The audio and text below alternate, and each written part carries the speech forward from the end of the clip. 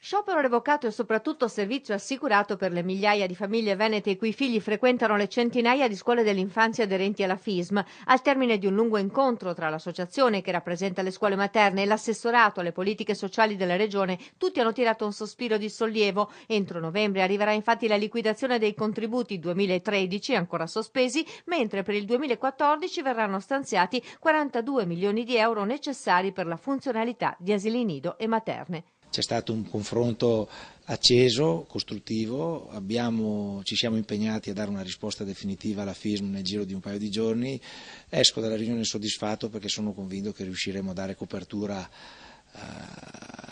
al fondo e ai fondi che sono stati richiesti dalla FISM perché possano loro svolgere i servizi sia a favore degli asili nido che delle scuole dell'infanzia. I nidi e le materne FISM sono scuole pubbliche a tutti gli effetti che spesso garantiscono servizi che molti comuni non possono più permettersi. Le nostre richieste erano in sostanza quelle di confermare l'impegno regionale assunto negli anni precedenti, quindi 21 milioni di euro per gli asili nido e 21 milioni di euro per quanto riguarda le scuole dell'infanzia.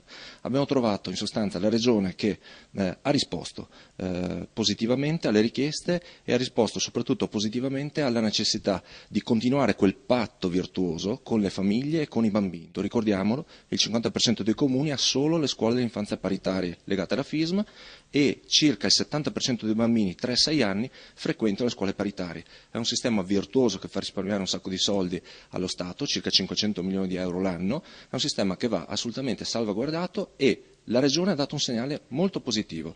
Il problema rimane comunque sempre aperto, soprattutto ora che sono in vista nuovi tagli alle regioni da parte del governo, un tema che accomuna la Regione Veneto e le associazioni, tutte impegnate per un unico obiettivo. Resta sempre aperta la questione dei contributi MIUR del Ministero dell'Istruzione, quindi dello Stato, verso le nostre scuole, le scuole paritarie, quindi quel fronte resta aperto e in sostanza le iniziative che andremo a fare nei prossimi giorni riguarderanno quel fronte.